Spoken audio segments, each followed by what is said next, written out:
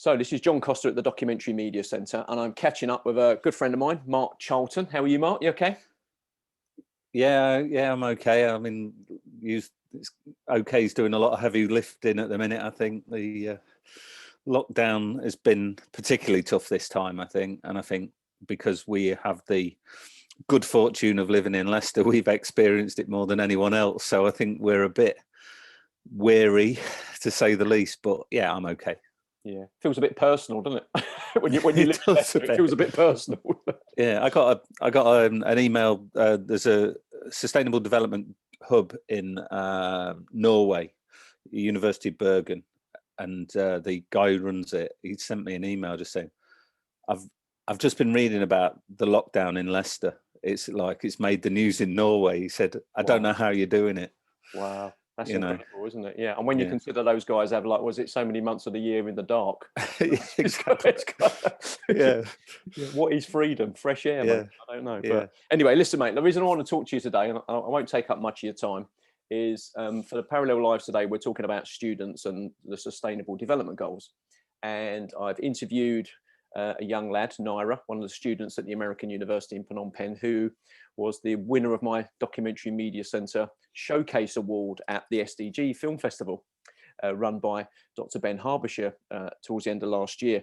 And so I've spoken to him. It's wonderful to see where his motivation for his idea from his film came from. You know what I mean? Sort of 4 drinking bottles a day that he had to buy at primary school because they never had a drinking fountain, so there was always bottles around.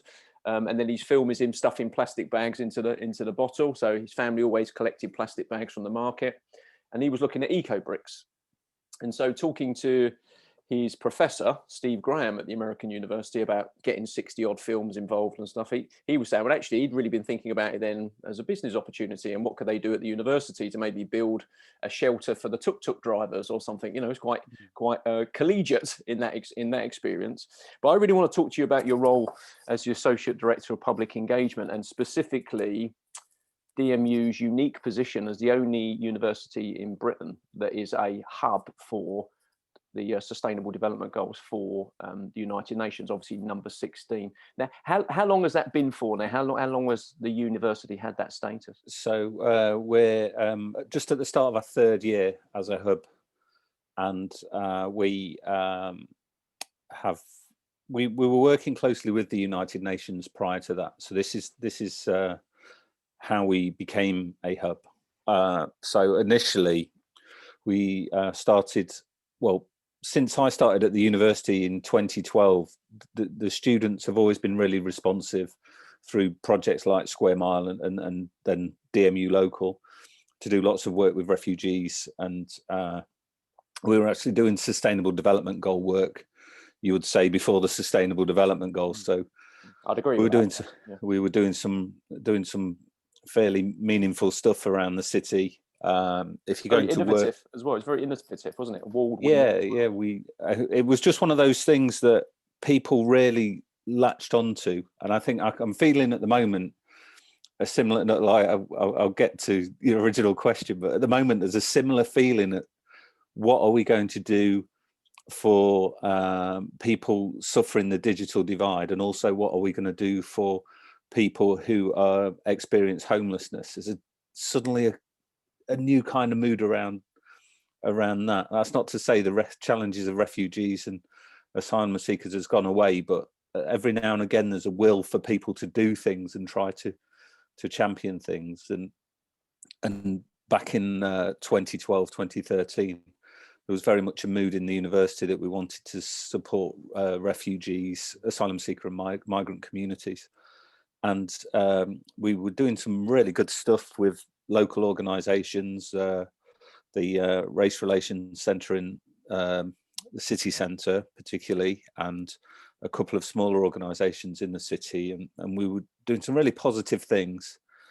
And then this opportunity came along in around 2016 to participate in the Together campaign, which was a United Nations campaign to promote the rights of the asylum seeker and refugee communities, and also to tell positive stories of migration. Obviously, there's been this continued rhetoric that people come to this country, they take your jobs, they take your money, they do this, they're responsible for crime, and all of these fallacies, really. So it was the purpose of the United Nations campaign was to really demonstrate a dignified narrative of the positives that asylum seekers, refugees, and different kinds of migrants can bring to communities. And there is a complete flip side. So you have these kind of media scaremongering of, you know, the unknown or the other coming into your community and taking something, which we're lucky in Leicester, really, because a lot of us know this genuinely isn't the case. And if we didn't have this amazing integration, where would Leicester be? Let's face it. You know, we're an amazing city that can demonstrate with positive outcomes of cohesion and migration. We're a city built on migration. And we just got this chance to work with the United Nations on the Together campaign and really lead from the front on telling some of these stories and trying to recreate a new narrative. And there were other universities around the world who joined in, and then we did a campaign called Join Together. And then we were asked if we would be a sustainable development goal hub for SDG 16. And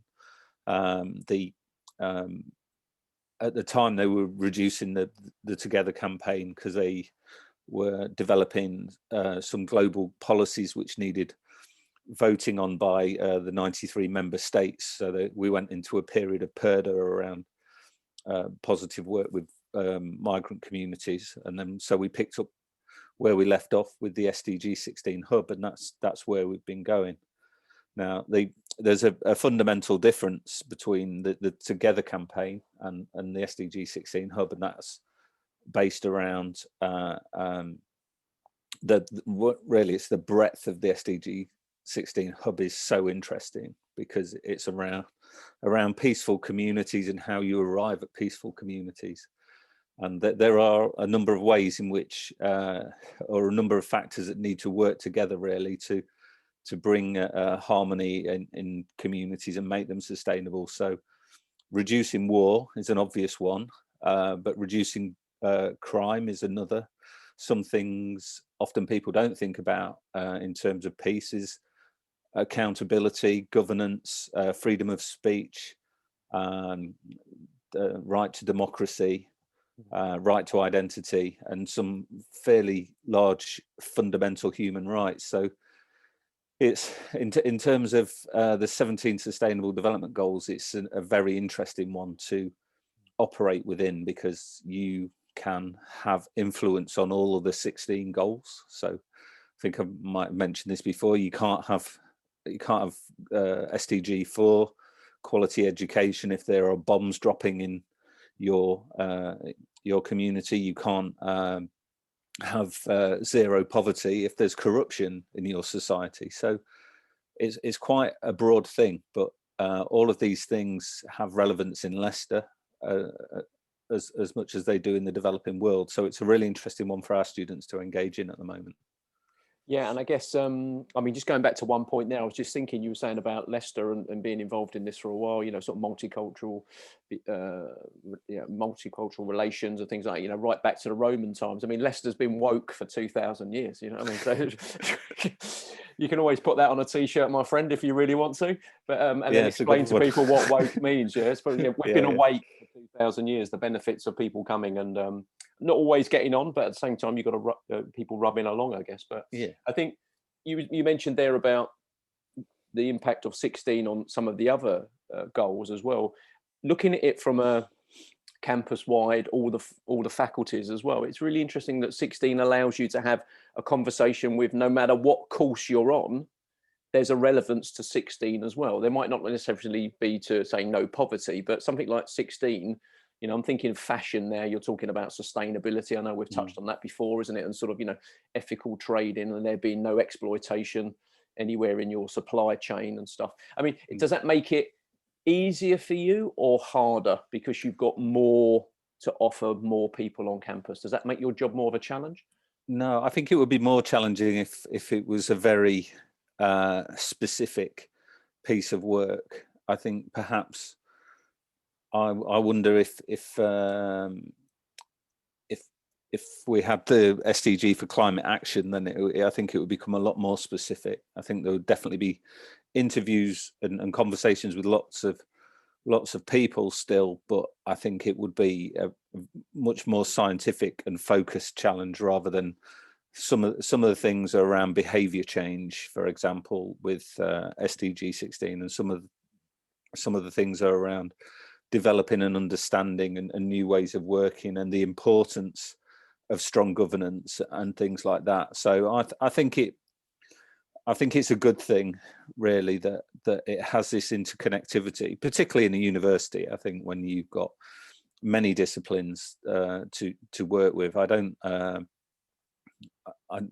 don't really know too much about the climate action SDG, but I know that at the start, just for full disclosure, when the United Nations bestowed us SDG 16, I had to spend a lot of time understanding what SDG 16 was, whereas I always looked, initially, I have to say, I looked at other universities who got SDG 1, no poverty, which is some colleagues of ours in India, a university in India, who are doing some great things, and SDG 4, which is good education, zero hunger. They're pretty self-explanatory, Yeah, whereas I guess they're easy to understand from a media perspective as well, aren't they? They're kind of soundbitey as opposed to, peace, justice, and strong institutions. And people just go like, oh, well, what does that mean then? yeah. So it's like, yet again, I've got the biggest calling card, Yeah.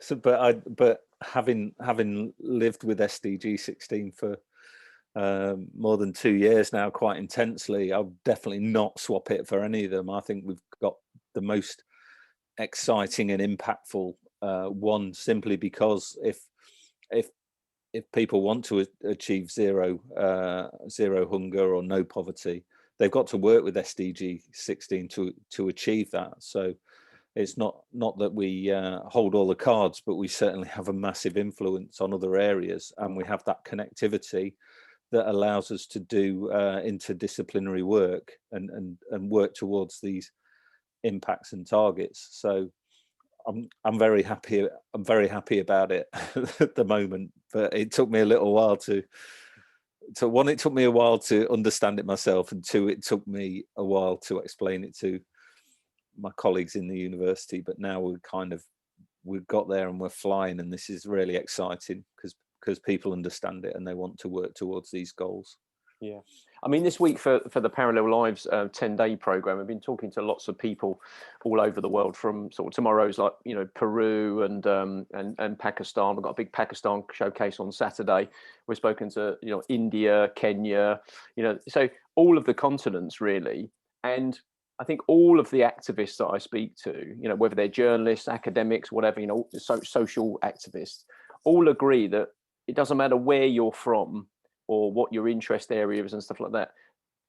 The SDGs is a safe space for all of us to have a conversation to start from. You know what I mean? Because it's then about what does it mean to you? And then how does the impact on where I'm from have on you, and where you're from have on me, that kind of stuff. And of course, the great equalizer, the pandemic, has come along, and we've all experienced it in different ways. And there's been some absolute tragedy as well. And obviously there's lots of opportunities as well. As I've been saying to students on the creative media entrepreneurship module, for example, best time to start a business is probably now. And so you've got this challenge where with the pandemic, you're building on something where you've got, as you mentioned, the Square Mile projects, and then DMU local, DMU global as well. But now with the pandemic, you've got this kind of general movement around build back better. And there's a movement here in Leicester, but also globally of building back better. Well, of course, everyone's going to turn around and say, well, some people have turned around and said, well, actually, we need to build back differently from how it was before.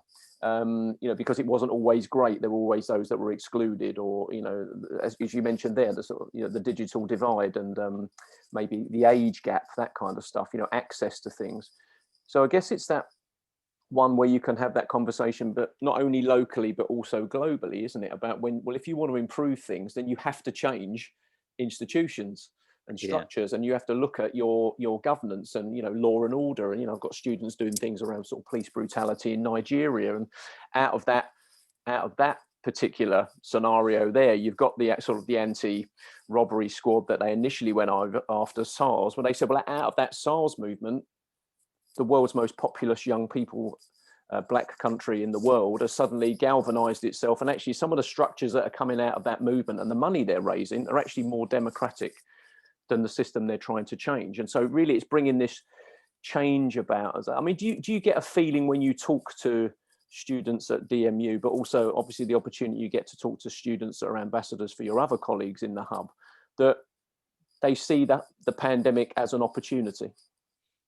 I think in one respect, it's difficult judging it inside a university solely, because if you're fortunate enough to be a student, you're on a 3-year trajectory, which is going to be a bit of a pain in the neck, because you're going to do a lot of online learning and a lot of blended learning now for the next year or so, I would imagine, and that's a different kind of experience that a student would have typically had. Even though I will say that I think what teaching staff have done to deliver online is little short of incredible, and doesn't really get the credit it deserves. But let's not go down this avenue. The Daily Mail aren't going to be quoting me on this tomorrow, so what's the point? But so there's that element of it, that the students are somehow they've got a certain level of cushion to wider society as academics and university staff. Then they're kind of wired to look at the problems of the world and bring solutions to those problems. And I think that's probably the point I was trying to get to with the students as well. They're living in this really unusual time that can affect their learning and influence their learning, but they're probably going to learn quite a lot as well. And then it's not going to be the same as a kid on the Saffron Estate, aged 16, who left school in the summer without any qualifications and is looking around what he or she's going to do next. So we have to be conscious that the university is an interesting place, but it's also a place where we have the space to reflect on it, and we're not chasing our tails in the way that other people are. And like you said, in the Build Back Differently or Build Back Better, the model that I like to quote to people is the UN model was designed for the post tsunami in Japan in 2011, and that was a real interesting model of Build Back Better, which is the one that the UN is currently endorsing. So when the UN Secretary General talks about Build Back Better, it's very specific that it leaves no one behind, and it accepts that things weren't perfect in the first place, and that we need to make sure that all our communities come through. And I think there's a risk at the moment. A lot of political leaders, and I'm not just talking about Boris, but there are some other big leaders around the world, are using Build Back Better, but their own interpretation of it, which is a very economic interpretation of it. And again, I'm not just pointing this at our Prime Minister. This President Biden has used these phrases as well. For just to cite one example, where Build Back Better to them is large scale capital projects that stimulate work, which is fine. I think we all want to see that, but also we can't just leave people behind in order to get some new tower blocks or some new glossy buildings elsewhere. We need to think about the cultural fabric of society, as well as the physical spaces and the economy. all of which are important, I think, or I believe. But so there's some interesting stuff. If anybody wants to look at the Build Back Better model, they can Google the UN version of it, and it is quite interesting. You said it's off the Japanese. Yeah, I've got the Japanese time. I've got the specific. Yeah, so the East Japan earthquake. Right. Okay. I don't know if I've got to post it here. Always, that could be for something else. It's a completely random post-it where it says East Japan earthquake on it. Yeah, so does the a couple of questions then, and then I'll let you go on your day off. Have you? Does it come with a time scale? The hub that you have? At the moment, we're just talking with the UNAI about what the time scale is, because we want to make some grand plans for the future, and we want to make sure that you've got time to do it. Yeah, got time to do it. I mean, I think whatever the outcome of those conversations, we're hooked in now with SDG 16. We really enjoy the work that it's stimulated in the university. So we're hoping that this can be a long-term project. Well, I say long-term, obviously. The agenda only lasts till 2030. Then we'll have to see what the world looks like then. And so let's hope that we get some really positive impacts in the next few years, and that we haven't been thrown too far off course by the pandemic. And that's I mean, we might be able to reflect back and say, well, actually, that sort of 12 to 18 month, 24-month gap, even though it kind of makes them go through to 2032, maybe means that we're building back better than the trajectory that we were on, because it was the same old that had gone from the Millennium Development Goals to the SDG. So I guess time will tell. We'll be a little bit older and grayer than well, I won't be, but you're probably a little bit older and grayer, and then we'll be able to reflect every back. week. I'm in that transition period now from the game's up. It's only one way to go. So I do final think question. Sorry. I was just going to say that interestingly, I was out walking with my kids in Braunston Park yesterday, and I do feel like you can hear the birds more, and that you can see more wildlife, and that the slowing down of mass transportation or from airplanes overhead to the reduction in cars in the road has made some kind of difference. I don't know if that's just anecdotal, or somebody might just say, well, you're outdoors more now because there's nothing better to do, and there actually is nothing better to do. There's I think you're touching on something there. I mean, it's probably more noticeable for us here. I was talking to Kavita Ashok on, I think last week, in preparation for her interview to go out on Monday from New Delhi. And she was just saying, like, air quality and, the reduction in traffic. Obviously, it's starting to come back now, but there's a real feeling that if you were to turn around and say to someone, there's too much traffic, isn't there? They're not going to turn around and go, oh, that's terrible, blah, blah, blah. How can you be anti-car or, anti-tuk-tuk or any of this kind of stuff? Now people are like, well, yeah, I guess you're onto something. Maybe that will be the long-term thing of the pandemic, that the unthinkable and all the things that were unthinkable. I remember walking in a couple of times during lockdown number 1, past the prison, and standing in the middle of the 4 lanes of traffic, taking a photo both ways, and there not being a single car.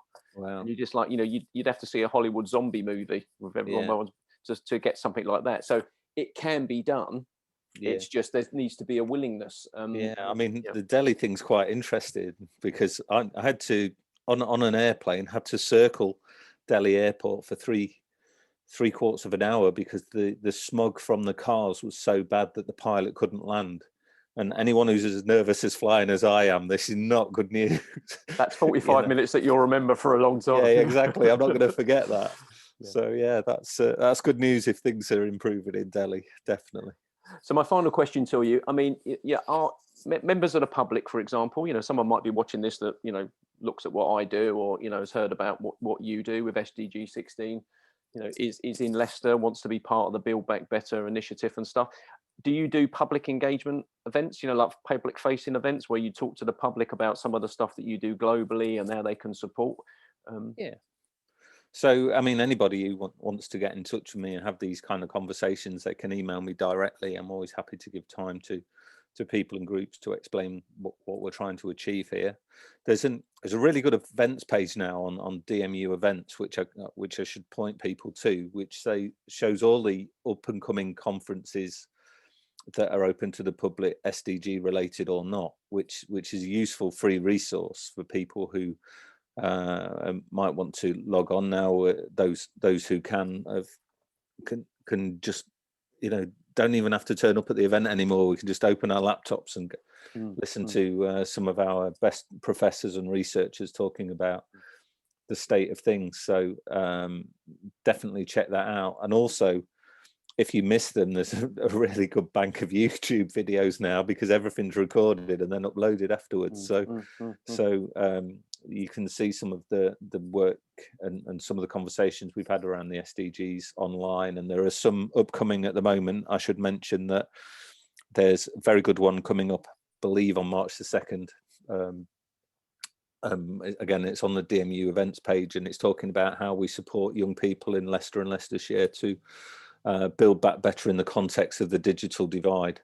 We've got some exciting things that are starting to happen around that in terms of the distribution of repurposed IT equipment, for example. But there's also a bigger debate. It's not just around sharing second-hand kit. There's a bigger debate about how we ensure young people aren't left behind at this time, because they are definitely in a vulnerable category in terms of missed education, missed work opportunities, and so on. So that's something that if people want to join that conversation, it's being run by DMU and Leicestershire Cares, which does some great work for young people in our communities, and they've been bang at it with the digital divide really from the start, and campaigning for young people. So that's a